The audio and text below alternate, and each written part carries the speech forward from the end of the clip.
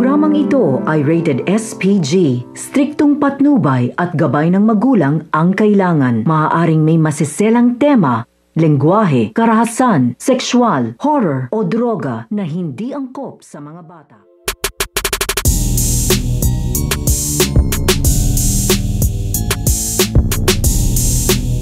Ang pagiging magkaibigan nito nga ni Nalda at ito nga si Regina. Dahil sa ginawang pagpigil nito nga ni Nalda dito nga kay Regina upang hindi nga na ituloy dito ang kanyang pagtalon, ay dito na nga matatauhan ito nga si Regina dahil pagsasabihan niya sa dito nito nga ni Nalda, at dahil nagkausap na nga dito ng masinsinan ito nga si Nalda at ito nga si Regina, at natauhan nga dito ito nga si Regina sa mga sinasabi nga sa kanya at pagpayo nito nga ni Nalda, ay dito na nga mag-uumpisa ang pagiging magkaibigan nga nila, dahil ito nga si Regina ay sinabihan niya na dito ito nga si Nalda na nagpapasalamat nga daw ito dahil pinigilan nga daw siya sa kanyang binabalak, at sana nga daw ay maging magkaibigan nga daw sila.